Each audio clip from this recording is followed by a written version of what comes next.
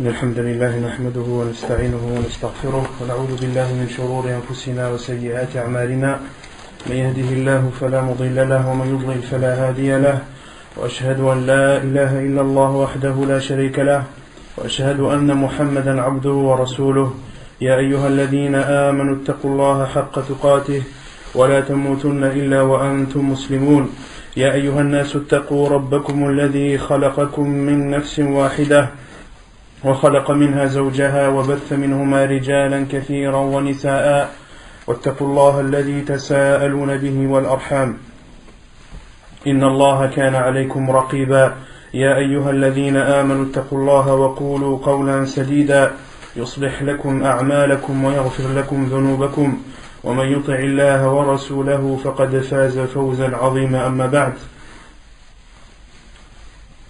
فإن أصدق الحديث كتاب الله تعالى وخير الهدي هدي محمد صلى الله عليه وسلم وشر الأمور محدثاتها وكل محدثة بدعة وكل بدعة ضلالة وكل ضلالة في النار. Donc, nous continuons, Inch'Allah tabaraka wa ta'ala, notre lecture ainsi que les quelques commentaires sur le livre intitulé Al-Wajiz fi fiqh as-sunnah wal kitab al-aziz du Cheikh Abdul Azim ibn Badawi al-Khilafi. Le cours de la semaine dernière, on avait parlé de la préférence de faire l'adhan au début de son heure et qu'il était autorisé de le faire avant son heure uniquement pour la prière du Fajr. Qui peut me citer une preuve qui nous montre qu'il est préférable de faire l'adhan au début de son heure? Quel hadith on avait cité? Non. Non. C'est par rapport à le semaine, il disait le sport, quand Bilal fait la nuit. Ça prouve quoi ça? C'est le premier. Non, moi ce que je demande, donc là, maintenant on a vu dans le chapitre qu'il est préférable de faire l'adhan au début de son heure, donc ça c'est un premier point, et le deuxième point, qu'il est autorisé de faire l'adhan avant son heure, uniquement pour la prière du Fajr. Donc le premier point, quelle est la preuve qu'il est préférable de faire l'adhan au début de son heure? Naam. Il y a un hadith que Bilal radiallahu anhu, il faisait l'adhan, et dans le hadith dit que كان لا يخرم Non. et ça qui veut dire qu'il ne retardait jamais. Ahsant. La yakhrum. Le hadith, c'est le hadith de Jabir ibn Samura qui dit que Bilal radiallahu anhu kana yu'adhinu idha zalat ash-shams la yakhrum. Que Bilal radiallahu anhu faisait l'adhan, l'appel à la prière, au moment où le soleil dépassait le zénith, c'est-à-dire juste au début de l'heure de Dhuhr, la yakhrum, c'est-à-dire qu'il n'avait pas pour habitude de retarder, et il faisait l'adhan à son heure. Donc ça c'est une preuve que les savants ont utilisée pour démontrer qu'il est préférable de faire l'adhan au début de son heure. Maintenant, quelle est la preuve qu'il est autorisé de faire l'adhan avant son heure pour la prière du Fajr? Non. Le hadith de Bilal, le prophète a dit que Bilal faisait l'adhan avant son heure, et le prophète a dit que l'adhan de Bilal n'interdisait pas aux gens de manger, mais bien au contraire, l'adhan de Ibn Maktoum vous interdisait de manger. Ça prouve que le prophète, que Bilal radiallahu anhu, il faisait l'adhan avant son heure. Faisait l'adhan avant son heure. Mais dans le hadith, il y a une phrase du prophète sallam qui nous montre clairement. Le prophète sallam a dit Inna Bilalan yu'adhinu bilayl. Fakulu washrabu hatta yu'adhina Ibn Maktoum. Donc le prophète sallam a dit que Bilal radiallahu anhu faisait l'appel à la prière de nuit. Mangez et buvez jusqu'à ce que Ibn Maktoum fasse l'adhan.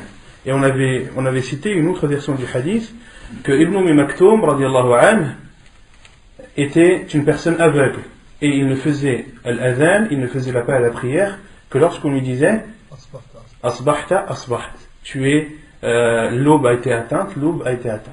Et c'est à ce moment que Ibn Maktoum radiallahu anhu faisait son appel à la prière. Et c'est son appel à la prière qui interdisait aux gens qui jeûnaient ou qui avaient l'intention de jeûner de boire et et de manger. Autrement dit, c'est le adhan du fajr. Et le prophète a dit Inna Bilalan yu'adhinu bilayl. Bilal fait l'appel à la prière de nuit. Autrement dit, avant l'aube. Donc, avant l'heure.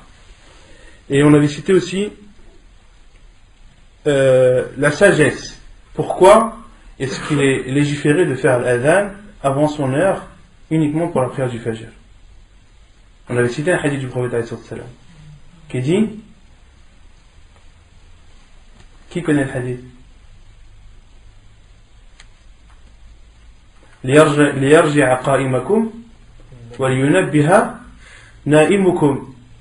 J'étais là la semaine dernière ou pas? C'est pour permettre aux gens de ceux qui soit qui lisent le Coran ou soit qui fassent la prière, qu'ils arrêtent. Non. Et de permettre d'avertir les gens qui dorment de se réveiller. ليرجع قائمكم, pour ceux d'entre vous qui sont levés puissent retourner dormir, se reposer après avoir passé une nuit de prière. وَلِيُنَبِّهَ نَائِمُكُمْ, et pour alerter celui qui dort, l'alerter de non, les savants, on avait dit que les savants avaient dit l'alerter afin qu'il se lève pour prendre son suhour s'il avait l'intention de jeûner, ou de prier al-witr s'il ne l'avait pas prié, ou de faire ses ablutions et son lavage s'il en avait le besoin et la nécessité. Ensuite on avait parlé de que doit-on dire lorsque l'on entend al-mu'adhin. On avait cité le hadith du prophète qui dit إذا سمعتم النداء فقولوا مثل ما يقول المؤذن. Et dans ce hadith, le prophète a dit, lorsque vous entendez l'appel à la prière, dites ou répétez ce que dit l'appeleur. Et ça, c'est un ordre du prophète. Quelle est la preuve que cet ordre, ce n'est pas un ordre, mais une préférence? Qu'il est préférable de répéter ce que dit l'imam et qu'il n'est pas obligatoire. Quelle est la preuve? Non. Un jour, l'adhan, le prophète quand il a rencontré, il a dit à l'al-fitra, il n'a pas répété après le Ahsan, on avait cité le hadith du prophète une fois il entendait un mu'adhin faire l'adhan, et lorsque le mu'adhin disait Allahu Akbar, le prophète disait ala al-fitra. Et lorsqu'il disait Ashhadu an la ilaha illallah, Ashhadu anna Muhammadan Rasulullah, le prophète qu'est-ce qu'il a dit? Kharaja minan nar, il est sorti de l'enfer. Les savants ont utilisé ce hadith pour prouver qu'il est préférable et non obligatoire de répéter ce que le mu'adhin dit. Mais on avait cité d'autres hadiths. Non. Il y a pareil, il y avait le mu'adhin qui faisait l'appel et le prophète il parlait de prière, il parlait de commerce avec. Ça c'est pas le prophète. Ça c'est l'affaire de Uthman, un compagnon qui a vu Uthman alors que le mu'adhin faisait l'adhan, il l'a vu et il l'a vu en train de parler et de demander aux gens de les questionner sur des prix et sur des informations qu'il avait besoin. Mais on avait cité d'autres hadiths du prophète qui nous prouvent que répéter ce que l'imam dit est préférable et non obligatoire. Non.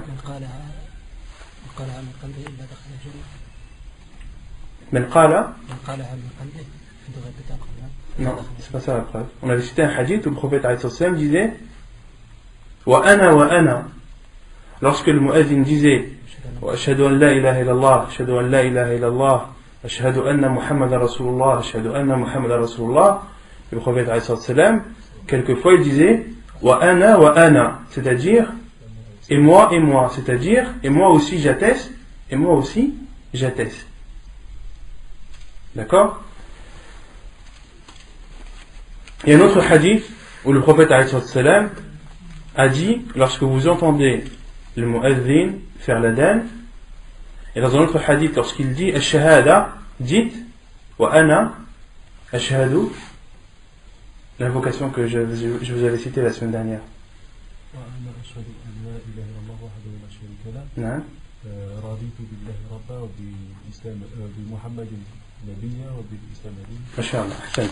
C'est le hadith du prophète qui dit wa ana ashhadu an la ilaha illallah wahdahu la sharika lah raditu billahi rabban wa bi Muhammadin rasula wa bil islami dina. Cette invocation se dit quand? Non, cette invocation elle se dit lorsque le mu'adhin dit Ash-Shahadatayn. On avait cité ce hadith du prophète alayhi salam. On n'avait pas dit khilaf là-dessus, que c'était après l'adhan ou pendant la shahada. Non, cette invocation bien précise, elle est claire. Il y a un hadith du prophète qui dit il a tashahhad. Il a tashahhad al-imam. Le mu'adhin afwa. طيب. Ensuite, on doit répéter, donc on a dit qu'il était préférable de répéter ce que le mu'adhin dit, sauf lorsqu'il dit Hayya ala salah. Qu'est-ce qu'on a dit à ce sujet? Qu'est-ce que l'on doit dire? La hawla wa la quwwata illa billah. On a dit qu'il y avait une divergence des savants à ce sujet. La plupart des savants, jumhur ulama, disent qu'il faut dire La hawla wa la quwwata illa billah. Car le prophète sallallahu alayhi wa sallam a été clair dans le hadith de Omar ibn Khattab وإذا قال حي على الصلاة قال لا حول ولا قوة إلا بالله وإذا قال حي على الفلاح قال لا حول ولا قوة إلا بالله. Donc la plupart des savants disent que l'on doit répéter ce que le mu'adhin dit, hormis lorsqu'il dit hayya ala salah, hayya ala al-falah, on doit dire la hawla wa la quwwata illa billah. Et ça s'appelle comment en arabe? Al-hawqala. Et on avait dit qu'il y a d'autres savants qui ont préféré rassembler les deux hadiths.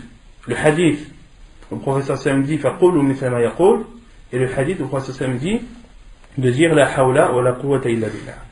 Donc le hadith où le professeur Sallam nous demande de répéter ce que le mu'adhin dit, et le hadith de Omar al-Khattab où le professeur Sallam a dit de dire la hawla wa la quwwata illa billah. Et les savants ont dit, certains savants ont dit, comme Cheikh Al-Albani, qu'il est autorisé de le faire de temps en temps de dire la hawla wa la quwwata illa billah, et de temps en temps de répéter ce que le mu'adhin dit. Et l'avis de l'auteur est, qu'est-ce qu'il a dit? De répéter, comme il dit Cheikh Al-Albani, et de rajouter aussi qu'il dit que tu peux dire les deux en même temps. De dire la fin de la salat, la hawla wa la quwwata illa billah. C'est l'avis de l'auteur, ça. L'auteur dit qu'il est autorisé de rassembler, de faire le jam' bayn al-hawqala wa al-hay'ala. Et bayn al-hawqala et le fait de répéter, le fait de dire al-hawqala et de répéter ce que l'imam dit. L'auteur dit qu'il est que celui qui rassemble, c'est-à-dire quand le mu'adhin dit hayya ala salah, de dire hayya ala la hawla wa la quwwata illa billah, et de dire hayya ala salah, de dire les deux en même temps. Et on avait cité que cela n'était pas connu des savants, que cet avis était un avis qui ne devait pas prendre et qui ne devait pas être pris en considération, car les hadiths du prophète sallam parlent soit de dire al-hawqala, de dire la hawla wa la quwwata illa billah, ou soit de répéter, mais pas de faire les deux à la fois, comme l'a cité Cheikh Al-Albani rahimahullah ta'ala. Ensuite, on avait parlé de l'invocation à dire après al-adhan. Qui peut me la dire? Qui peut me la réciter? Non. Allahumma rabba hadhihi ad-da'wati at-tamma. Allahumma rabba hadhihi ad-da'wati at-tamma. Da'wati. Allahumma rabba hadhihi ad-da'wati at-tamma. Was-salati al-qa'imah. Was-salati qa'imah. Aywa. آتي محمد الوسيلة والفضيلة وابعثه مقاما محمودا الذي وعدته. آتي محمدا الوسيلة والفضيلة وابعثه مقاما محمودا الذي وعدته. Et on avait expliqué cette invocation.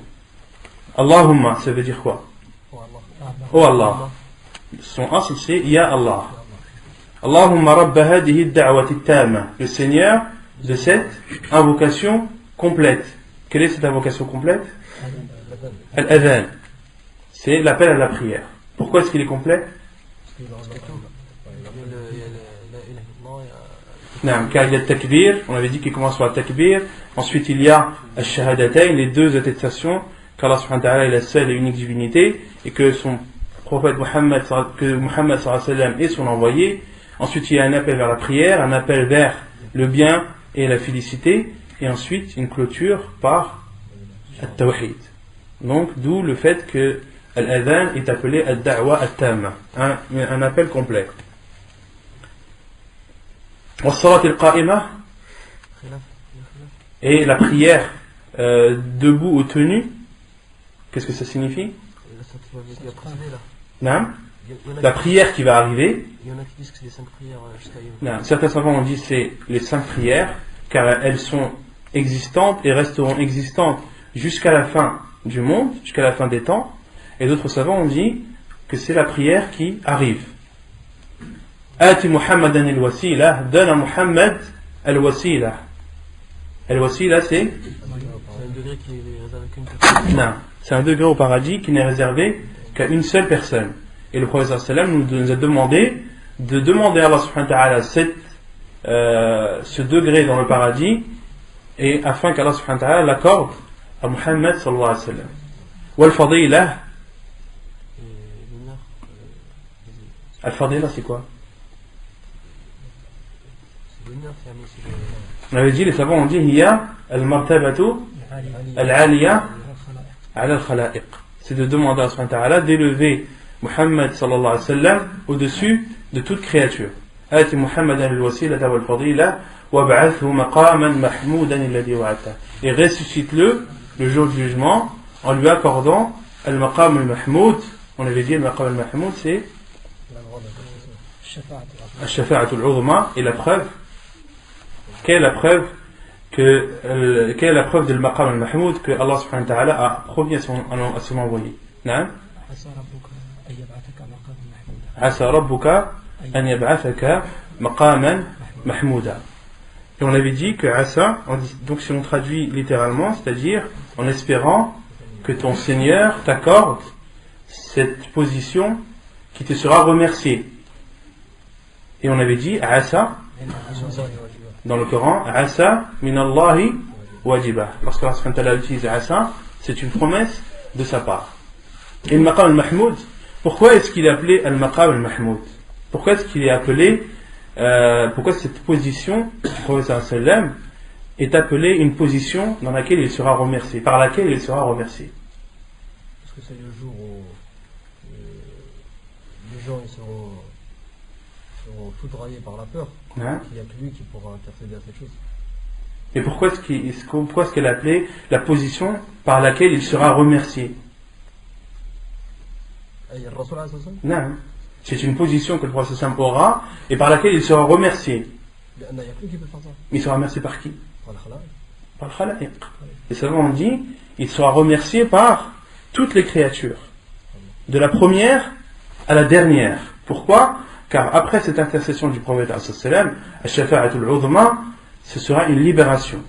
Une libération qui aura pour conséquence que tout le monde remerciera le prophète sallallahu alayhi wa sallam pour ce qu'il a fait, pour cette intercession qu'il a demandé à Allah subhanahu wa ta'ala. D'où le fait de la position par laquelle il sera remercié. Et ensuite le prophète sallallahu alayhi wa sallam a dit halat lahu shafa'ati yawm al-qiyamah. Mon intercession lui sera autorisée le jour du jugement. Mais ça ne fait pas partie de la dua. Non, ça ne fait pas partie de la dua. La dua, elle s'arrête à alladhi wa'atta. Et halat lahu shafa'ati, c'est une information du prophète sallam qui dit que celui qui dit cela, il pourra bénéficier de mon intercession le jour du jugement.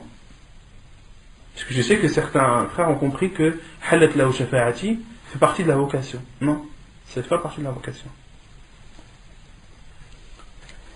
Ensuite, on avait parlé qu'il était préférable de faire des invocations entre al-adhan et l'iqama. Quelle est la preuve? Autre que Bachir. Naam. Naam. Ad-du'a la yuraddu bayna al-adhan wa l'iqama. L'invocation n'est pas rejetée entre l'adhan et l'iqama. Donc c'est un moment propice dans lequel les invocations sont assujetties à être exaucées. J'ai deux questions qui font partie de l'adhan.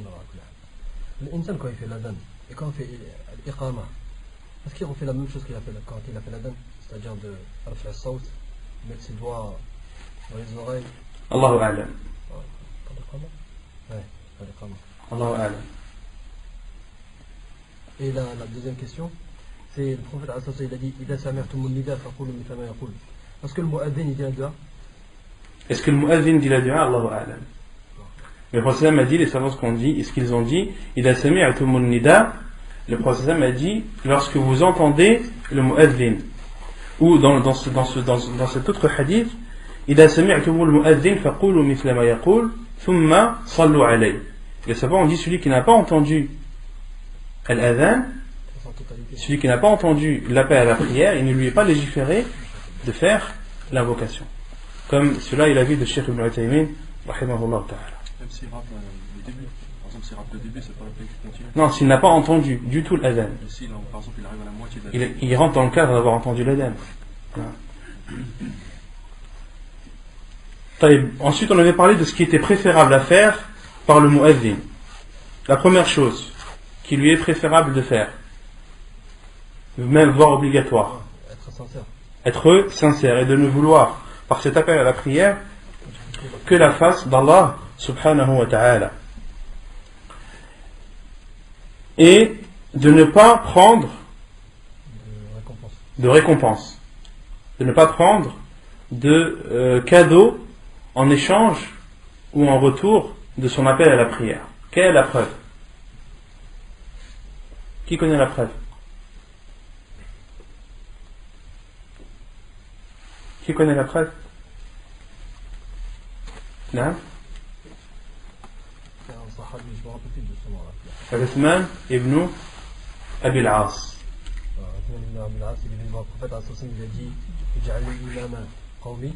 Désigne-moi comme étant l'imam de mon peuple. Le prophète lui a dit Anta imamuhum, tu es leur imam. Waqtadi bi ad'afihim, c'est-à-dire prends en considération des gens qui sont derrière toi. Prends en considération, lorsque tu présides la prière, ceux qui sont derrière toi, les plus faibles. Autrement dit, n'allonge pas trop ta lecture et tes tasbihat.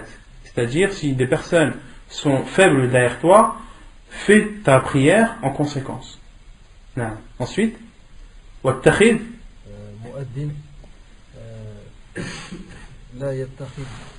la ya'khudhu ala adhanihi ajra. Et le prophète lui a dit, et choisis un mu'adhin qui ne prend pas de son appel à la prière une récompense. Et on avait cité la parole des savants qui expliquent ce hadith du prophète sallallahu alayhi wa sallam, et entre autres le sujet important, la question importante qui est: est-ce qu'il est autorisé au mu'adhin de percevoir un salaire ou autre que le mu'adhin? Car ce sujet peut être étendu à autre que le mu'adhin. Il peut être étendu à qui? À tous ceux qui font des actes, des adorations, des actes religieux. Ceux qui font des ibadat, comme par exemple l'imam, comme par exemple celui qui enseigne le Coran, etc. Tout acte d'adoration, toute ibada, la personne ne doit pas prendre en retour une récompense. D'accord? On avait cité la parole de Cheikh Al-Albani rahimahullah, qui dit: la règle dans les actes d'adoration, c'est qu'ils doivent remplir deux conditions. La première qui est être sincère envers Allah subhanahu wa ta'ala, et la deuxième qui est que cette adoration doit être en concordance avec la sunna du prophète sallallahu alayhi wa sallam. Ce sont deux conditions qui doivent dans tous les cas être présentes. D'accord? Et ensuite vient la question du salaire. Les savants ont dit que si le mu'adhin ou l'imam ou celui qui enseigne le Coran prend cet argent avec l'intention que c'est un salaire, que c'est une compensation du temps qu'il a donné et qui ne lui a pas permis de travailler et de subvenir aux besoins de ses enfants, dans ce cas, il lui est autorisé de prendre ce salaire dans cette intention de combler ce manque. Et en aucun cas de prendre cet argent comme une récompense. Et on avait dit que dans tous les cas, les savants ont dit qu'il était préférable de ne pas prendre. Et que celui qui prend, il doit prendre s'il en a le besoin et la nécessité. Il prend ce qui lui permet de compenser le manque qui a été causé par le fait qu'il soit qu'il consacre son temps à faire l'adhan, qu'il consacre son temps à présider la prière, etc., qui ne permettent pas d'avoir un travail et d'avoir des revenus. Et ensuite, la deuxième chose, on avait dit qu'il était préférable au mu'adhin d'être en état de pureté. La troisième chose, on avait dit qu'il était préférable au mu'adhin de faire l'adhan en étant debout, en étant dirigé vers la qibla et en étant sur un endroit élevé. Et on avait dit aussi qu'il était préférable au mu'adhin de tourner, de boucher, de mettre ses doigts dans ses oreilles lorsqu'il fait l'adhan. On avait dit aussi qu'il était préférable pour lui de tourner à droite, à gauche dans Hayya al-Salah et Hayya al-Falah, de tourner sa bouche et son cou, et non sa poitrine. Et la sixième chose qu'il est préférable au mu'adhin, c'est d'élever sa voix, car le prophète sallallahu alayhi wa sallam a dit que toute chose qui entendra son appel à la prière, que ce soit un djinn, un être humain ou toute autre chose, elle témoignera en sa faveur le jour du jugement. طيب يقول المؤلف كم بين الأذان والإقامة وينبغي الفصل بين الأذان والإقامة بوقت يتسع للتأهب للصلاة وحضورها لأن الأذان إنما شرع لهذا وإلا ضاعت الفائدة منه. قال ابن بطال لا حد لذلك غير تمكن دخول الوقت واجتماع المصلين. Quel est le temps, le laps de temps qui doit être observé entre l'adhan et l'iqama? L'auteur dit, et il doit y avoir un laps de temps entre l'adhan et l'iqama, un laps de temps qui permet aux personnes de se préparer et d'assister à la prière, car l'adhan a été légiféré pour cela. Si après avoir entendu l'adhan, les gens n'ont pas le temps de se préparer et de venir assister à la prière, il n'y a plus de bénéfice de faire l'adhan, il n'y a plus de bien ou de choses, il n'y a plus de faïda, il n'y a plus d'intérêt de faire l'adhan. Et Ibn Battal a dit, il n'y a pas de limite dans cela, si ce n'est que l'heure doit être rentrée et que les gens doivent être rassemblés. Il n'y a pas de limite. Il n'y a pas de limite bien définie par la religion, si ce n'est que l'adhan doit être fait après l'entrée de l'heure et l'iqama doit être faite lorsque les gens sont rassemblés dans la mosquée. On a cité un hadith qui nous prouve qu'il y a un laps de temps entre l'adhan et l'iqama. Qui se rappelle de la preuve qu'il y a un laps de temps entre l'adhan et l'iqama? Non.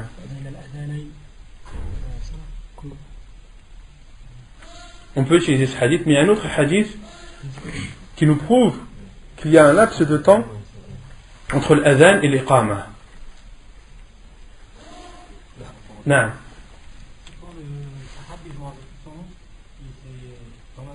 Abdullah ibn Zayd ibn Abd Rabbi. Lorsque l'homme lui a expliqué le rêve, et il lui a enseigné l'adhan, puis il s'est reculé mais sans s'éloigner, et ensuite il lui a enseigné l'iqama. Et les savants ont déduit de ce hadith un laps de temps, qu'il doit y avoir un laps de temps entre l'adhan et l'iqama. On peut aussi prendre le hadith que Bilal est monté, il est redescendu et que Ibn Maktoum est remonté. Ça c'était entre les deux adhan. Astaghfirullah. Ça c'est entre les deux adhan. طيب يقول المؤلف النهي عن الخروج من المسجد بعد الأذان. عن أبي الشعثاء قال كنا قعودا في المسجد مع أبي هريرة فأذن المؤذن فقام رجل من المسجد يمشي فأتبعه أبو هريرة بصره حتى خرج من المسجد فقال أبو هريرة أما هذا فقد عصى أبا القاسم صلى الله عليه وسلم. حديث صحيح رواه مسلم والنسائي. L'interdiction de sortir de la mosquée après l'appel à la prière. Selon Abu Sha'tha, qui dit, nous étions assis dans la mosquée en présence de Abu Hurayra radiyallahu anhu, puis le muazzin a fait son appel à la prière. Un homme s'est alors levé de la mosquée et marché. Abu Huraira radiallahu anhu l'a suivi du regard jusqu'à ce que cet homme soit sorti de la mosquée. Et il a dit, c'est-à-dire Abu Huraira radiallahu anhu, quant à celui-ci, il a désobéi à Abu al-Qasim sallallahu alayhi wa sallam. Il a désobéi au prophète sallallahu alayhi wa sallam.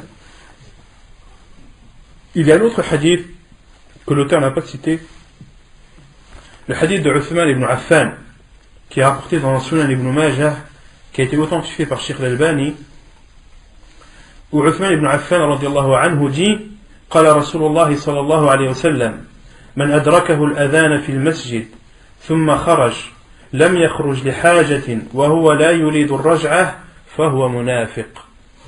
Un hadith de Uthman ibn Affan radiallahu anhu, qui dit que le prophète sallallahu alayhi wa sallam a dit: celui qui a atteint l'adhan dans la mosquée, ou qui a entendu l'adhan dans la mosquée, puis sort sans aucun besoin, ثم خرج لم يخرج لحاجة, puis sort sans en avoir la nécessité et le besoin, وهو لا يريد الرجعة, et sans ne vouloir revenir, فهو منافق, c'est un hypocrite. Et les savants ont dit de ce hadith qu'il est autorisé à la personne de sortir de la mosquée même après l'adhan si il a un besoin, et toujours avec l'intention de revenir. Donc une personne qui, par exemple, après l'adhan, a perdu ses ablutions, qu'est-ce qu'on lui dit? On lui dit: non, t'as pas le droit de sortir de la mosquée.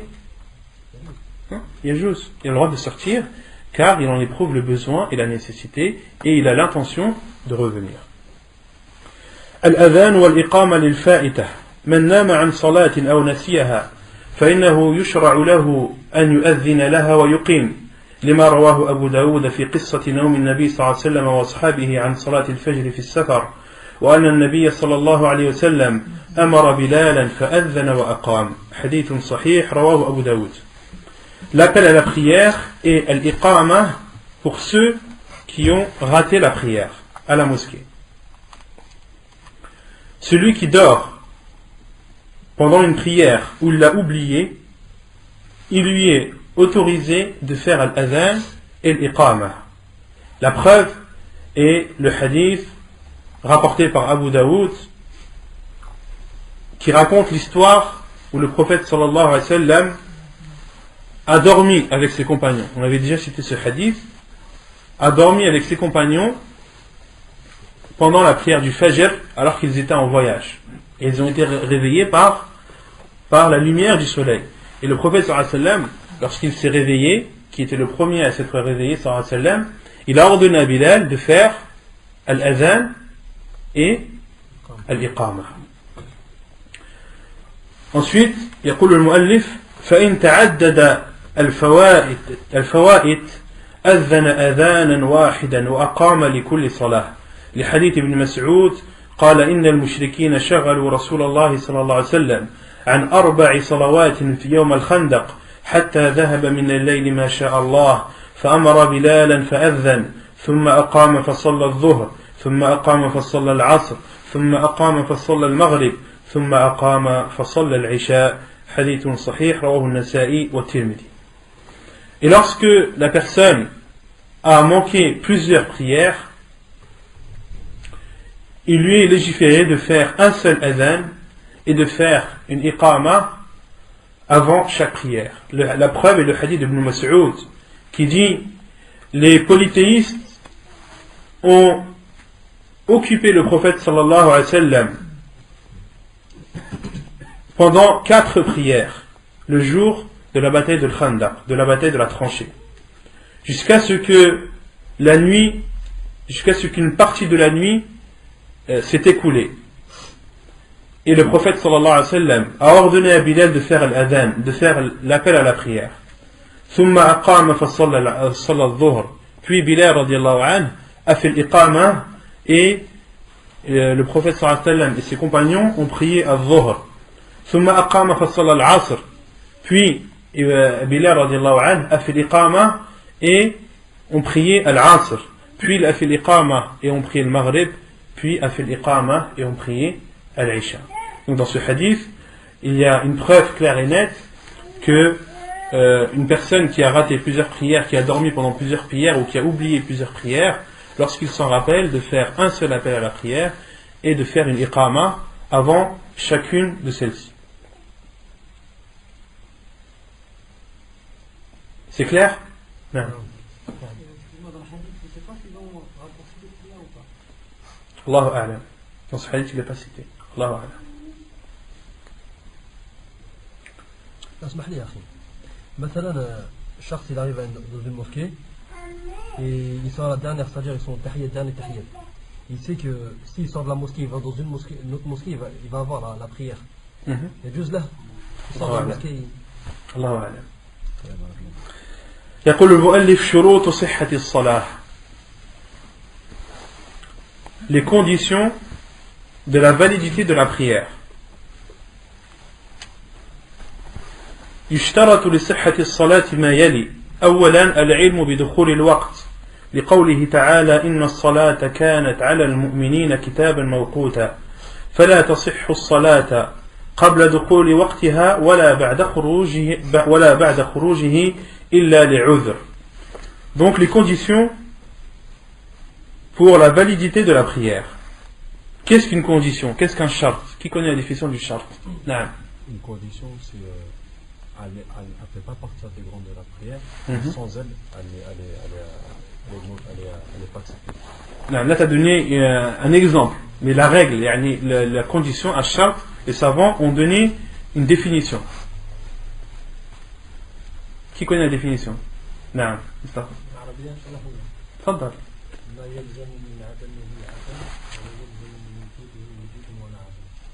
ولا يلزم هو ما يلزم من عدمه العدم ولا يلزم من وجوده وجود ولا عدم. Donc الشرط, c'est, si on traduit littéralement chez les savants, une condition, c'est lorsque la condition est inexistante, l'acte est inexistant. Et lorsque la condition est présente, cela ne veut pas dire que l'acte est présent ou inexistant. Comme exemple, les savants ont dit وَمِثَالُهُ الْوُضُوء لِلصَّلَاةِ. Un exemple, c'est les ablutions pour la prière. Est-ce que les ablutions sont une condition pour que la prière soit acceptée? Non. Les savants ont dit ما يلزم من عدمه العدم, c'est-à-dire lorsqu'il est inexistant, l'acte est inexistant. Lorsqu'il n'y a pas d'ablution, est-ce qu'il y a une prière? Il n'y a pas de prière. Et ils disent ولا يلزم من وجوده الوجود, et il n'est pas la présence de cette condition ne veut pas dire forcément la présence de la chose. Autrement dit, c'est pas parce que tu as fait tes ablutions que ta prière est valide. Pourquoi? Parce que tu peux très bien avoir fait tes ablutions sans avoir fait ta prière. Tu peux très bien avoir fait tes ablutions, avoir fait ta prière, mais avoir fait ta prière sans couvrir ta aura. D'accord? Donc c'est pas parce que tu as fait les ablutions que automatiquement ta prière elle est valide. Non. Mais par contre, si tu n'as pas fait tes ablutions, automatiquement ta prière est invalide. Donc c'est ça la définition de ash-shart, de la condition. Et quelle est la différence entre la condition et le pilier? Non. Le tarif? Non. Ma yalzamu min adamihi al-adam, ma yalzamu. En français. Non. C'est lorsque cette condition est inexistante, l'acte est inexistant, et la présence de la condition ne veut pas forcément dire la présence de l'acte.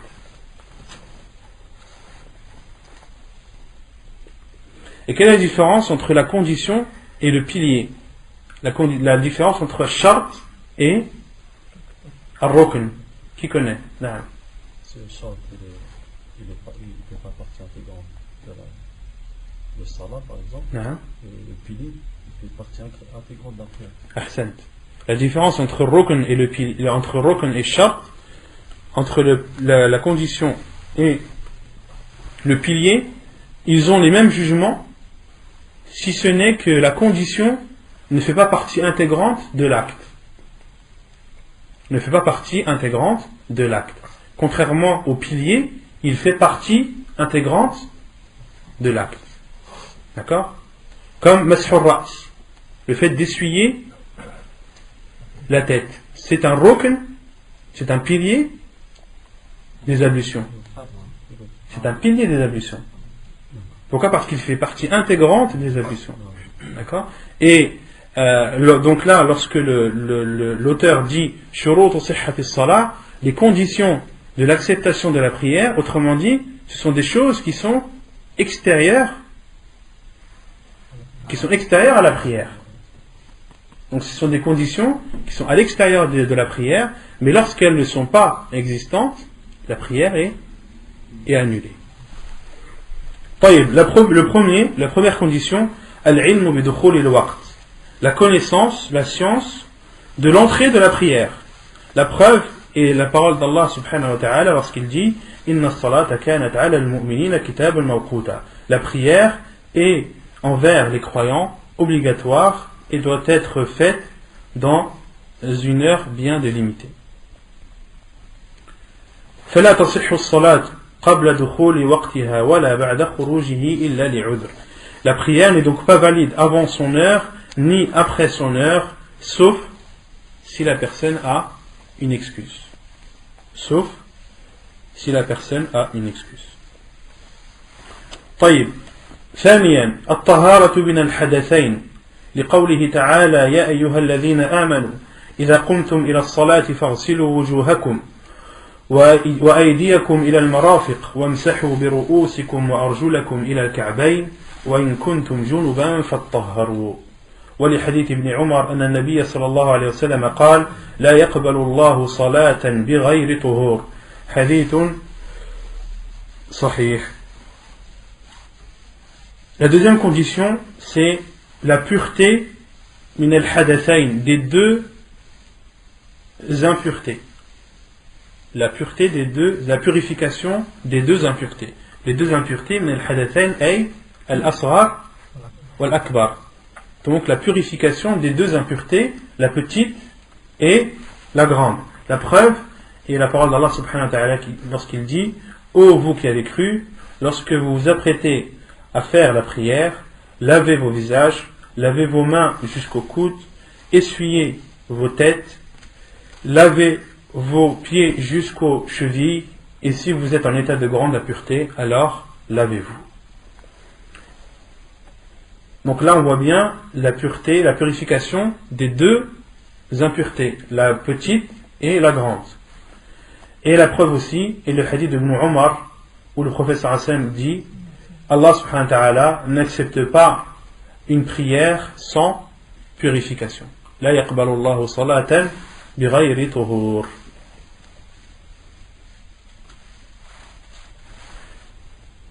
ثالثا طهارة الثوب والبدن والمكان الذي يصلى فيه. أما طهارة الثوب فلقوله تعالى وثيابك فطهر، ولقوله صلى الله عليه وسلم إذا جاء أحدكم المسجد فليقلبن عليه ولينظر فيهما فإن رأى خبثا فليمسحه بالأرض ثم ليصلي فيهما. Troisièmement, la purification des vêtements, du corps et de l'endroit où l'on prie. Quant à la purification des vêtements, la preuve est la parole d'Allah subhanahu wa ta'ala lorsqu'il dit wa thiyabaka fatahhir, et tes vêtements purifie-les.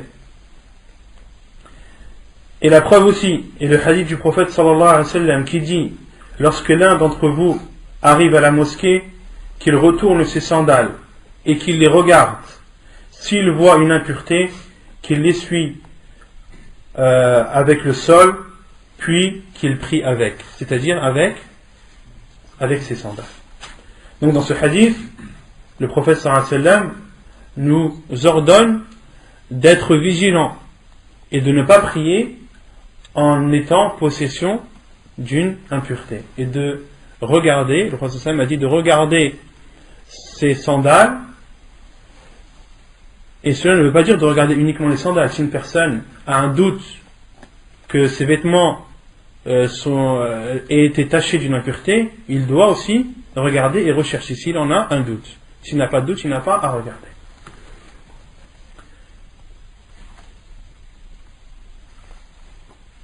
وأما طهارة البدن فلقوله صلى الله عليه وسلم فلقوله صلى الله عليه وسلم لعلي وقد سأله عن المذي توضأ واغسل ذكرك. Et concernant le premier hadith, les savants ont dit, en parlant de, et le prophète a dit وصلي ثم ليصلي فيهما, puis qu'il prie avec. Et les savants à notre époque disent que il n'est pas raisonnable de rentrer dans une mosquée qui a des tapis, qui a de la moquette avec ses chaussures. Car une personne peut très bien dire non, moi j'applique le sunnah du prophète sallallahu alayhi wa sallam, il m'a dit avant d'entrer dans la mosquée que je regarde mes sandales s'il y a des impuretés, puis le prophète sallallahu alayhi wa sallam a dit thumma liyusalli fihima, puis le prophète sallallahu alayhi wa sallam a dit de prier avec, et le prophète sallallahu alayhi wa sallam quand il dit c'est un ordre, donc je dois rentrer avec mes chaussures à la mosquée, et de toute façon les gens même s'ils parlent ils vont en contradiction avec la parole du prophète sallallahu alayhi wa sallam. Non, on dit c'est pas comme ça. En islam il faut peser le pour et le contre, il faut peser al-masalih et al-mafasid, il faut peser les points positifs et les points négatifs. Si tu rentres dans la mosquée avec tes chaussures, qu'est-ce que les gens vont croire? Ils vont croire que d'une, tu ne respectes pas la mosquée. C'est un manque de respect de ta part de rentrer avec tes chaussures dans la mosquée. Et ces personnes qui se prient à la mosquée, sachent déjà qu'ils ne veulent même pas que tu rentres avec tes chaussures chez eux, dans leur tapis. Alors ils accepteront encore moins que tu rentres dans une maison d'Allah avec tes chaussures. D'accord? Et subhanallah, la seule mosquée que moi j'ai vue où les personnes rentrent avec leurs sandales, avec leurs chaussures, et la mosquée, il y a de la moquette, une mosquée avec des tapis, etc. La seule que j'ai vue, et Allah alam, c'est peut-être la seule au monde, c'est la mosquée de Cheikh Moukbir rahimahullah. La mosquée de Cheikh Moukbir rahimahullah, où vous voyez les frères qui, devant la porte de la mosquée, regardent leurs sandales et entrent avec leurs chaussures, leurs baskets, leurs sandales. Et j'ai même vu Cheikh rahimahullah rentrer lui avec ses chaussures. Et subhanallah, la moquette est très propre. Contrairement à ce qu'on peut imaginer, la moquette et le tapis sont très propres. On n'a même pas l'impression que les gens entrent dans cette mosquée avec leurs chaussures. Donc, si tu n'entres pas dans la mosquée de Cheikh Moukbir, enlève tes chaussures. Et ça on dit que si tu veux prier avec tes chaussures, tu veux faire la sunna de prier avec tes chaussures, fais cette sunna lorsque tu es à l'extérieur, lorsque tu pries à l'extérieur, lorsque tu es en voyage, ou lorsque la prière t'a atteint alors que tu étais à l'extérieur. Dans ce cas, fais revivre cette sunna de prier avec tes chaussures. وأما طهارة البدن فلقوله صلى الله عليه وسلم لعلي وقد سأله عن المذي توضأ واغسل ذكرك. Et quant à la purification du corps, la preuve est le hadith du prophète sallallahu alayhi wa sallam lorsqu'il dit à Ali, qui est son gendre, وقد سأله عن المذي, et je viens de me rendre compte que dans ce hadith, ce n'est pas Ali radiallahu anhu qui a demandé au prophète sallallahu alayhi wa sallam, car on avait déjà vu ce hadith où Ali radiallahu anhu, qui est le gendre du prophète sallallahu alayhi wa sallam, il dit kuntu rajulan madha'an fastahyaytu an as'ala Rasulullah sallallahu alayhi wa sallam fa'amartu, il a ordonné qui?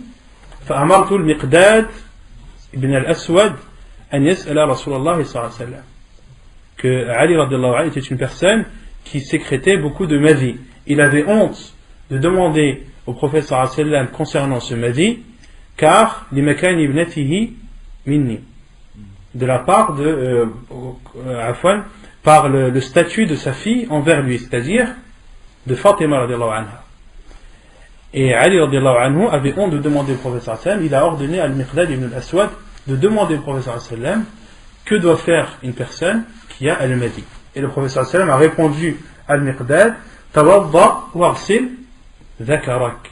Fais tes ablutions et nettoie ta partie intime. Et lave ta partie intime. Mais le prophète dit tawadda warsil dhakarak. Pourquoi il n'a pas dit warsil dhakarak thumma tawadda? C'est comme il dit, fais le dos, après tu laves. Non, il n'a pas dit thumma. Et lave tes... Fais tes ablutions et lave ta partie. Il n'a pas dit thumma. Non. Et donc, dans ce hadith, le prophète sallam a ordonné à Al-Miqdad de faire ses ablutions et de laver sa partie intime. Autrement dit, de nettoyer son corps de toute impureté. Donc ça, c'est la preuve que le corps doit être propre et ne doit pas contenir d'impureté. Dans le premier, justement, dans Bab al-Tahara, quand on avait vu le hadith, il était cité justement Yersilu dhakarahu wa yatawadda. C'était pas comme là, justement, il répond tawadda wa yersilu dhakarahu. Tawadda wa yersilu dhakarak, yersilu dhakarahu wa yatawadda dans le hadith, non, sahih. Ala kulli hal, ça me paraît étrange, je vais regarder, Inch'Allah, mais ça me paraît étrange que ce soit Ali radiallahu anhu qui ait demandé au prophète sallam, parce que dans la version, le hadith est clair. Il a bien dit Astahyaytu an as'ala Rasulullah sallallahu alayhi wa sallam. Et je vais regarder, Inch'Allah, peut-être que cette version est autre. وقال للمستحاضة اغسلي عنك الدم وصلي. Et le prophète sallam a dit à celle qui avait l'hémorragie اغسلي عنك الدم وصلي. Lave le sang, lave de toi le sang, puis prie, et prie. Hadith authentique rapporté par Al-Bukhari et Muslim. وأما طهارة المكان فلقوله صلى الله عليه وسلم لأصحابه وقد بال الأعرابي في المسجد أريقوا على بوله سجلا من ماء أو سجلا من ماء. حديث صحيح رواه البخاري ومسلم. Et quant à la purification de l'endroit où on doit prier, la preuve est le hadith du prophète sallallahu alayhi wa sallam lorsqu'il a dit à ses compagnons après que le bédouin ait uriné dans la mosquée, le prophète sallallahu alayhi wa sallam a dit à ses compagnons Ariqu ala bawlihi sijlan mimma, verser sur l'urine, sur son urine, un seau ou un récipient d'eau. Autrement dit, nettoyer cet endroit taché par l'impureté de l'urine. Faïda, man salla wa alayhi najasa, la yadri biha fa salatuhu sahiha wa la i'adata alayhi.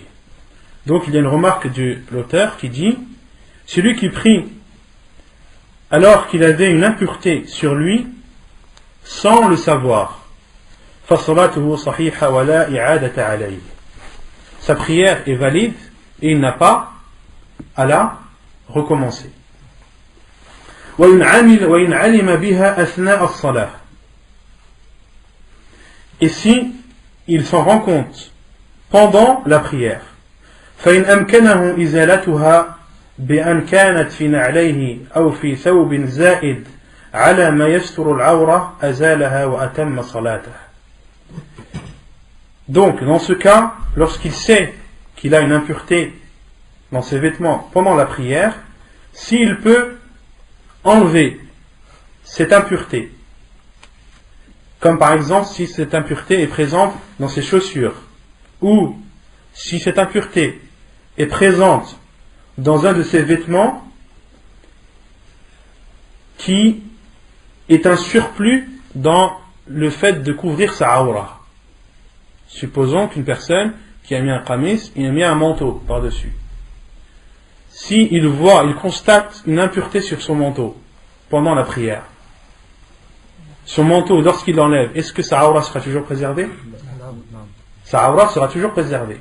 Donc, il lui est autorisé d'enlever ce manteau et de continuer sa prière.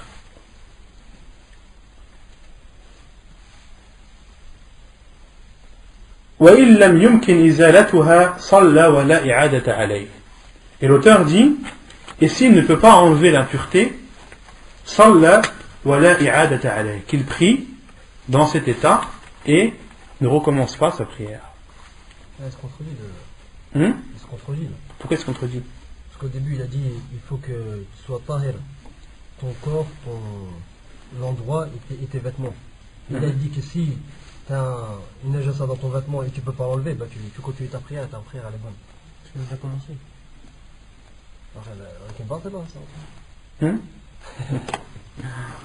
C'est vrai que la parole de normalement elle doit choquer plus de l'un d'entre vous, hein? Inch'Allah, on va expliquer. Donc ici, le muallif, je vais arriver à ta question, Inch'Allah. Ici, l'auteur dit, ici, il ne peut pas enlever cette impureté, qu'il prie, salla wa la i'adata alayh, qu'il prie et qu'il n'a pas à recommencer cette prière. Comme si on comprenait de l'auteur qu'il disait, s'il ne peut pas enlever ce vêtement, ou s'il ne peut pas enlever cette impureté, il rentre dans le cadre du verset fattaqullaha mastata'tum, craignez Allah comme vous le pouvez. Or, cet avis de l'auteur est en contradiction avec les hadiths du prophète sallallahu alayhi wa sallam, et c'est un avis dont les savants ne sont pas d'accord du tout, et que les savants condamnent fortement, comme Cheikh Al-Albani rahimahullah qui dit yaqta'uha wa la bud. Cheikh Al-Albani a dit celui qui prie et que pendant sa prière il constate une impureté et qu'il ne peut pas enlever cette impureté, yaqta'uha wa la bud, il doit couper sa prière obligatoirement. Et Cheikh Ibn Uthaymin dit فإنه ينصرف من صلاته لأن صلاته لا تصح إذا علم أن النجاسة في ثوبه وهو أثناؤها. Et Cheikh Ibn Uthaymin dit il doit partir de sa prière car sa prière n'est pas valide s'il sait qu'il y a une impureté dans ses vêtements et qu'il est pendant la prière. Donc c'est clair et net, celui qui constate une impureté dans ses vêtements et qui ne peut pas enlever cette impureté, il doit sortir de la prière.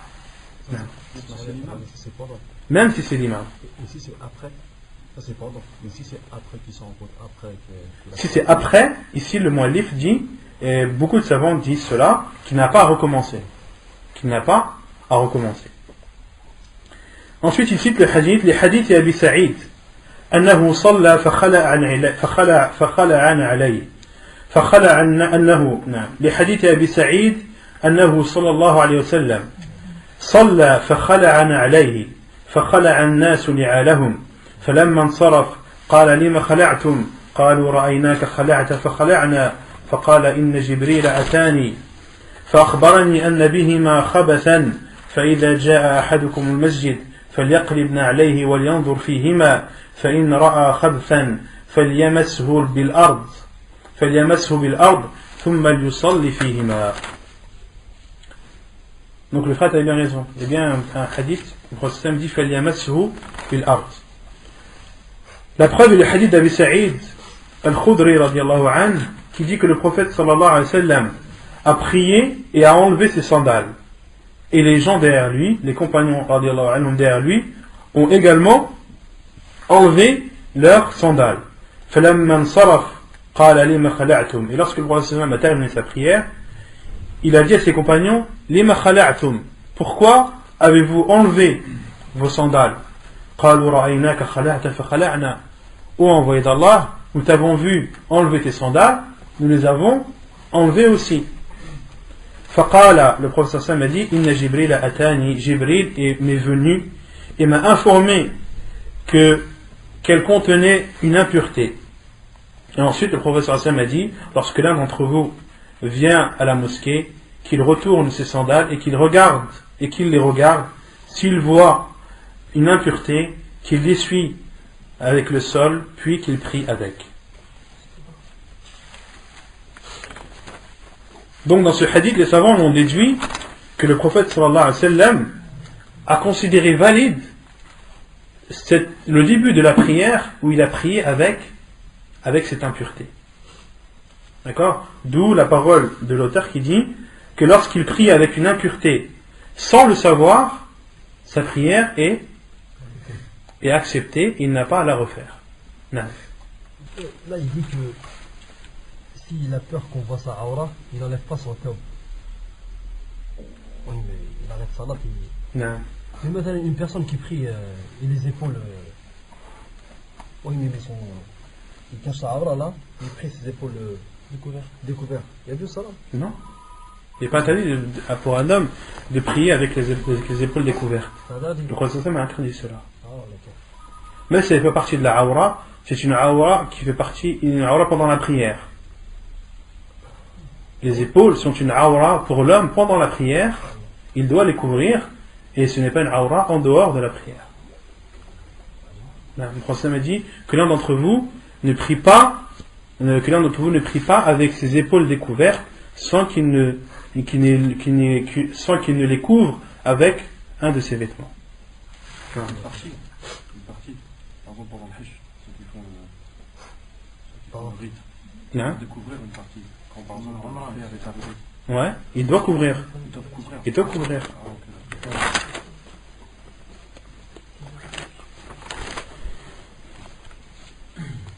طيب رابعا ستر العورة. Donc la quatrième condition pour la validité de la prière, c'est de couvrir al-awra. La preuve, لقوله تعالى يا بني آدم خذوا زينتكم عند كل مسجد أي أستروا عوراتكم وكانوا يطوفون بالبيت عراه. La preuve est la parole d'Allah subhanahu wa ta'ala lorsqu'il dit ô fils d'Adam, prenez vos beautés dans chaque prière, dans chaque mosquée. Et les savants ont expliqué Ya bani Adam khudhu zinatakum ay usturu awratikum inda kulli masjid ay inda kulli salah. Ainsi ont expliqué les savants ce verset. Ay, c'est-à-dire couvrez vos awras. Le awra, je ne sais pas comment traduire. On va traduire par partie intime, partie à cacher. La nudité. Partie à cacher, Non. Khilaf. Partie intime. Al-awra, certains frères disent partie intime. Partie intime. Partie à cacher plutôt. On n'a pas montré. Partie à cacher islamiquement. L'awra. Awra, je traduirais par partie à cacher.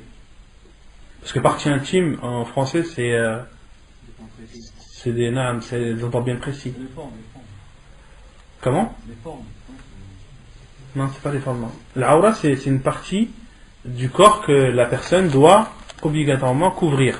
Ce n'est pas forcément les parties intimes. Wallahu a'lam. Et quelles sont ces parties? Justement, on va le dire, Inch'Allah. وَكَانُوا يَطُوفُونَ بِالْبَيْتِ عُرَاةً. Et la cause de la révélation de ce verset, c'est que pendant le Jahiliyyah, pendant la période anté-islamique,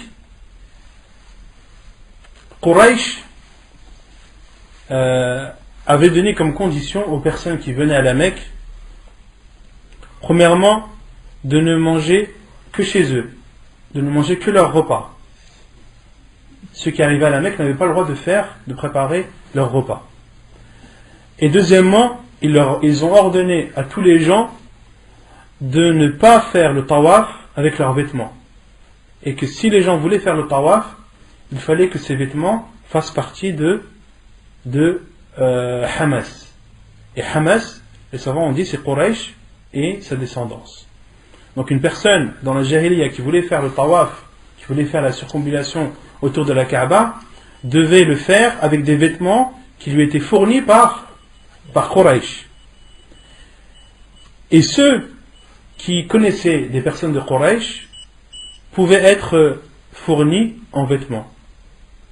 Ceux qui venaient de l'extérieur à la Mecque pour faire le tawaf ou pour visiter la Mecque, car c'était un lieu de rencontre, surtout dans le cadre commercial, ceux qui connaissaient des personnes de Quraysh allaient les voir et leur demander des vêtements, de leur prêter des vêtements pour faire un tawaf. Et ceux qui ne connaissaient personne et qui ne trouvaient personne parmi Quraysh pour leur fournir ces vêtements, qu'est-ce qu'ils faisaient? Ils faisaient le tawaf tout nus. Les hommes de jour et les femmes de nuit. Et c'est là où Allah subhanahu wa ta'ala a révélé ce verset. Ya bani Adam, khudhu zinatakum inda kulli masjid. Ô fils d'Adam, préservez vos parties à cacher ou couvrez vos parties à cacher inda kulli masjid. dans chaque mosquée, et ça va on dit, c'est-à-dire dans chaque prière. ولقوله صلى الله عليه وسلم لا يقبل الله صلاة حائض إلا بخمار حديث صحيح رواه أبو داود والترمذي وابن ماجه. Et la preuve aussi que l'on doit couvrir les parties à cacher, c'est la parole du prophète sallallahu alayhi wa sallam. Allah n'accepte pas la prière d'une femme pubère sans khimar, illa bi khimar. Et al-khimar, c'est ce qui couvre la tête. Al-khimar, c'est ce qui couvre la tête. Ça vient du terme khammara en arabe qui veut dire couvrir. D'où l'appellation de l'khamr, de l'alcool, car il couvre l'esprit. Il couvre l'esprit et la raison. Et dans ce hadith, le prophète a dit la yaqbalullah. Et la règle dans la yaqbalullah, lorsqu'Allah n'accepte pas, c'est-à-dire que l'acte est rejeté et nul jusqu'à la preuve du contraire. Donc, non. C'est plus qu'une nahi. Non, c'est un nafi. La yaqbalullahu salata ha'idhin illa bi khimar. Allah subhanahu wa ta'ala n'accepte pas la prière d'une femme pubère, ha'id, c'est-à-dire une femme qui a eu ses menstrues, et non pas une femme qui a ses menstrues. Pourquoi?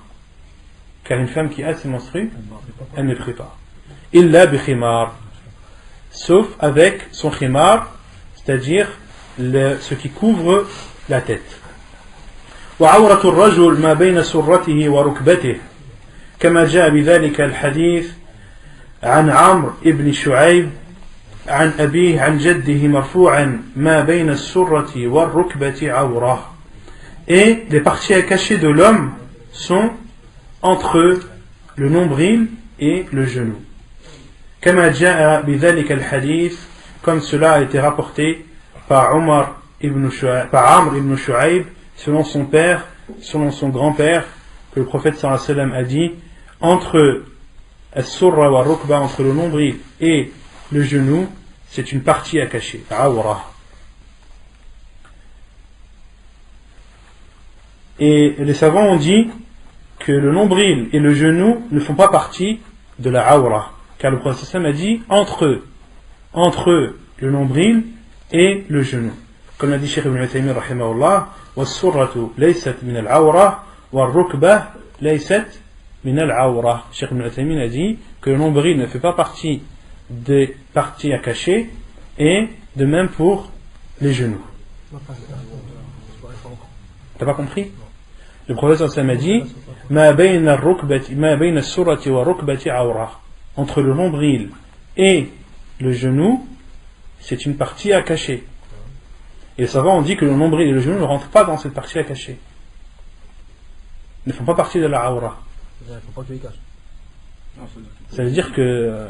Quand tu baignes, tu peux les montrer. Si tu ne les caches pas... Non, ça veut dire que tu as le droit de les montrer. Tu ne dois pas montrer ce qu'il y a en bas. Tu ne dois pas montrer ce qu'il y a au-dessus du genou et ce qu'il y a en dessous du nombril. C'est une délimitation. Non. وعن جرهد, et d'autres savants l'ont écrit Jarhad. وعن جرهد, Cheikh Al-Albani le nomme Jurhud. Cheikh Al-Albani rahimahullah dit Jurhud. Selon عن جرهد الأسلمي قال مر رسول الله صلى الله عليه وسلم وعلي بردة وقد انكشفت فخذي فقال غط فخذك فإن الفخذ عورة.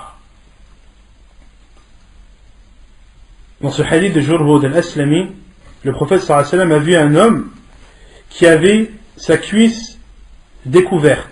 Et le prophète sallallahu alayhi wa sallam lui a dit couvre ta cuisse, car la cuisse est une awra, car la cuisse est une partie à cacher. Et concernant la cuisse, les savants ont divergé. Est-ce que la cuisse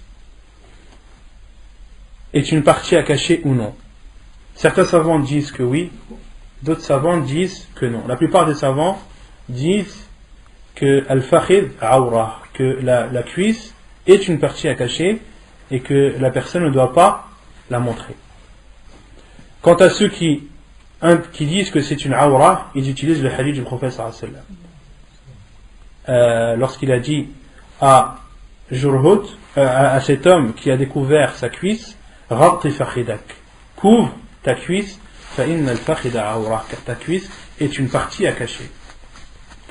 Et les autres savants ont utilisé pour dire que ce n'est pas une awra, que le prophète sallallahu alayhi wa sallam était une fois chez lui, dans la maison de Aïcha radiallahu anha, et le prophète sallallahu alayhi wa sallam avait une de ses cuisses qui était découverte.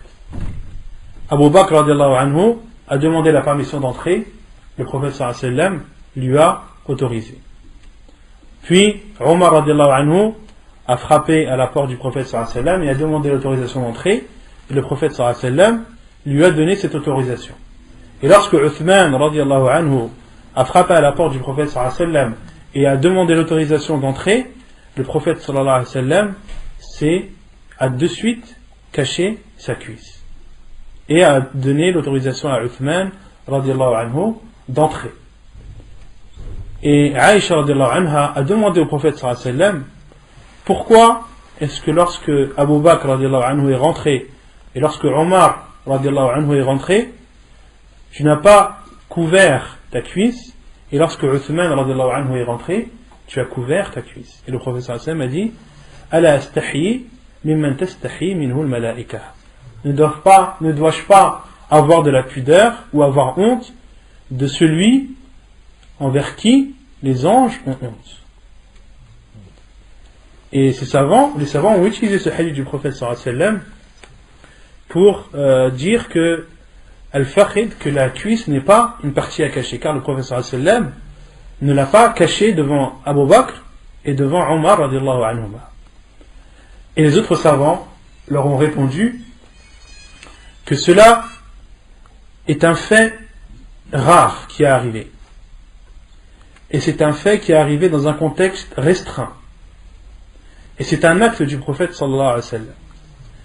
Et la parole du prophète sallallahu alayhi wa sallam, lorsqu'il dit Ghatti fakhidak fa inna al-fakhida awra, cache ta cuisse, car la cuisse est une partie à cacher, c'est une parole du prophète sallallahu alayhi wa sallam. Et la parole du prophète sallallahu alayhi wa sallam est une législation à l'ensemble de l'humanité. Et ils utilisent la règle, comme Cheikh al-Albani rahimahullah a dit, que lorsqu'il y a une contradiction entre un acte du prophète sallallahu alayhi wa sallam et sa parole, ils disent Quddima al-qawlu ala al-fi'l. On doit faire prévaloir la parole sur l'acte. Pourquoi? Car l'acte du prophète sallallahu alayhi wa sallam peut être fait, le prophète sallallahu alayhi wa sallam a peut-être découvert sa cuisse pour une raison bien précise. Le prophète sallallahu alayhi wa sallam avait peut-être son excuse. Ou bien, peut-être que cela est une spécificité du prophète sallallahu alayhi wa sallam.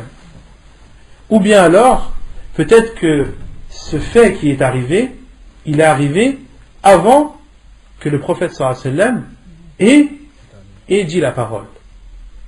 Donc il y a autant d'ambiguïtés qui ont poussé ces savants à dire et à appliquer cette règle qui dit que lorsque une parole du prophète sallallahu alayhi wa sallam et son acte se contredisent, on doit faire prévaloir la parole devant l'acte. Ils ont donné un autre exemple. Le Cheikh al-Albani rahimahullah a dit وَمِثَالُهُ, et par exemple, il a été rapporté dans un hadith authentique que le prophète sallallahu alayhi wa sallam khataba wa ala yadihi khatam min dahab. Le prophète sallallahu alayhi wa sallam, dans un hadith, il est authentique, il est rapporté que le prophète sallallahu alayhi wa sallam faisait khutbat al-jumu'ah, faisait le discours du vendredi en portant une bague en or. En portant une bague en or. Or, les hadiths du prophète sallallahu alayhi wa sallam sont clairs sur l'interdiction de l'or pour l'homme. D'accord? Et ce hadith, le prophète sallallahu alayhi wa sallam, lorsqu'il a porté cette bague, c'était avant l'interdiction. Mais le hadith est existant. C'est bien un acte du prophète sallallahu alayhi wa sallam. Il a abrogé, mais pour dire qu'il y a des actes que le prophète sallallahu alayhi wa sallam, lorsqu'il fait, il peut y avoir des raisons. Des raisons, soit propres à lui, ou soit c'est une spécificité du prophète sallallahu alayhi wa sallam, ou bien alors que cet acte a été fait avant la parole. Non. En parlant de la aura,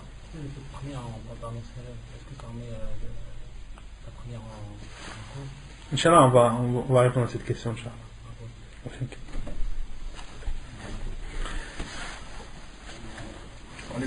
Il y a un autre sujet, une autre mas'ala sur les parties à cacher de l'homme. Donc les parties à cacher de l'homme, c'est entre le nombril et le genou. Et les savants se sont posé la question des parties à cacher de la femme envers une autre femme.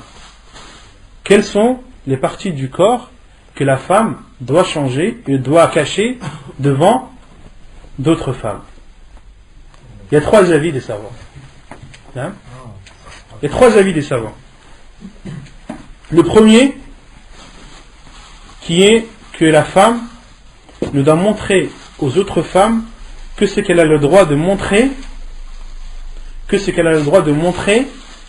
à ses maharim, aux personnes avec qui elle n'a pas le droit de se marier. Et ils disent, la preuve est le verset où Allah subhanahu wa ta'ala dit وَلَا يُبْدِينَ زِينَتَهُنَّ إِلَّا لِبُعُولَتِهِنَّ أَوْ آبَائِهِنَّ أَوْ آبَاءِ بُعُولَتِهِنَّ إِلَى آخِرِ الْآيَةِ. Allah subhanahu wa ta'ala dit, et elles ne découvrent pas leur beauté si ce n'est à leur mari, à leur père, au père de leur mari, etc., jusqu'à la fin du verset. Et az-zina, la beauté, les savants ont dit que la beauté que la femme montre à ses maharim, c'est la beauté qui était connue. C'était ce qui était connu des femmes, des salaf, des salafiyat, des salihat, ce qui était connu des femmes au temps du prophète sallallahu alayhi wa sallam, ce qui était connu qu'elles montraient, c'est-à-dire les cheveux, c'est-à-dire les bras, c'est-à-dire les pieds, etc. Des choses que les femmes au temps du prophète sallallahu alayhi wa sallam montraient et avaient ce qui était connu qu'elles montraient. Et certains savants comme Cheikh Al-Albani ont dit, et on peut résumer cela aux endroits des ablutions. D'autres savants ont dit, on peut, c'est aussi au-dessus du pied. Mais en aucun cas, il n'était connu des femmes au temps du prophète alayhi salam qu'elles découvraient leur poitrine, ou qu'elles découvraient leur dos, ou qu'elles découvraient leurs cuisses. En aucun cas, cela n'a été rapporté par les femmes au temps du prophète sallallahu alayhi wa sallam. Donc ces savants, et c'est l'avis le plus sûr, Inch'Allah ta'ala, disent que les parties que la femme a le droit de montrer aux autres femmes, c'est ce qu'elle a le droit de montrer à ses maharim, autrement dit, les cheveux, le cou, elle a le droit de montrer les bras, les pieds, etc. Et d'autres savants ont dit, les parties à cacher d'une femme envers une autre, c'est entre as-surra et rukba, entre le nombril et le genou. Et ils ont pris comme preuve le hadith où le prophète sallam a dit ma bayna as-surrati wa rukbati awra, entre le nombril et le genou, c'est une partie à cacher. Ils disent que c'est un hadith am, c'est un hadith général, global, et il englobe à la fois les hommes et les femmes. Et ils utilisent aussi d'autres hadiths où le prophète sallallahu alayhi wa sallam a autorisé à des femmes d'aller au hammam, sauf de ne pas aller au hammam, sauf si elles sont malades ou en état de lochi. Et à la kulli hal, les savants, lorsqu'ils parlent, les savants qui ont autorisé à la femme de montrer aux autres femmes entre le nombril et le genou, les savants, lorsqu'ils parlent de cela, ils parlent de la définition des parties de la awra. Et ils ne parlent pas de ce que la femme a le droit ou pas de mettre. Et lorsqu'ils disent qu'il est autorisé à la femme de montrer entre le genou, entre le nombril et le genou, il n'est pas permis à la femme de le montrer à une autre femme, cela c'est en cas de nécessité. Et ce n'est pas une règle générale. Vous avez compris ou pas? Lorsque les savants qui autorisent à la femme et qui disent que la partie que doit cacher la femme, c'est entre le nombril et le genou. Le jumhur ulama, la plupart des savants disent cela. Même si ce n'est pas l'avis le plus sûr, l'avis le plus vrai, mais beaucoup de savants disent cela. Mais lorsqu'ils disent cela, ils définissent ce que la femme a le droit ou pas de montrer. Mais ils ne définissent pas, et cela en cas de nécessité. Ils ne définissent pas en cela ce que la femme a le droit ou pas de mettre comme vêtement. Les savants ont dit que pourquoi est-ce qu'ils définissent cela en cas de nécessité. Ils ont donné des exemples. Une femme par exemple qui est chez elle et qui doit allaiter son enfant, qu'il est autorisé de montrer son sein devant ses maharim. Pourquoi? Car c'est une nécessité. Une femme qui a besoin de se laver et qui a besoin d'une personne. D'accord? Lorsque les savants parlent de ça, ils parlent en cas de nécessité. Et en aucun cas, ils parlent de généralité ou de montrer ses parties pour s'embellir. Parce que malheureusement, beaucoup de femmes ont compris cela. Ont compris que les savants ont dit al-awra, c'est entre le nombril et le genou. Donc tout ce qu'il y a au-dessus, je peux le montrer. C'est pas connu des femmes au temps du prophète sallallahu alayhi wa sallam. C'était pas connu, malgré que ce soit une mas'ala qui soit ancienne. Ce sujet de la awra, de la partie à cacher pour la femme envers une autre femme, c'est un sujet très ancien, qui date du 1er siècle de l'islam. Donc ce khilaf, il est connu depuis très longtemps. Mais malgré cela, est-ce qu'une femme a compris qu'elle devait, aller au mariage avec une robe qui découvre tout son dos, ou qui découvre la moitié de sa poitrine? Est-ce que les femmes au temps du prophète sallallahu alayhi wa sallam et les femmes au temps des salaf salih faisaient cela? Est-ce qu'ils avaient pour habitude de mettre des vêtements, de coudre des vêtements qui découvraient ces parties? Non, c'était pas connu. Cela n'a jamais été rapporté. Il ne fait pas partie de l'islam. Donc, lorsque les savants qui ont autorisé de montrer au-dessus du nombril et en dessous du genou, lorsqu'ils disent cela, c'est en cas de nécessité. Et ça, il faut bien le comprendre.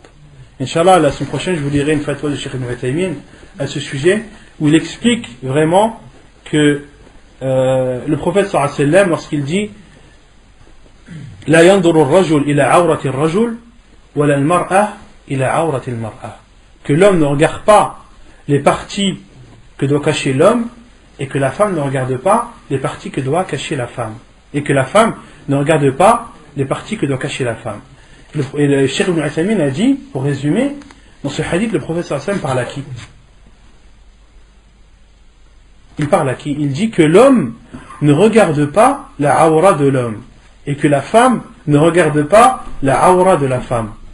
Le prophète sallallahu alayhi wa sallam, il parle à qui là? Le prophète sallallahu alayhi wa sallam parle à celui qui regarde. Il ne parle pas à celui qui porte. Le prophète sallallahu alayhi wa sallam a dit que l'homme ne regarde pas la awra de l'homme, que la femme ne regarde pas la awra de la femme.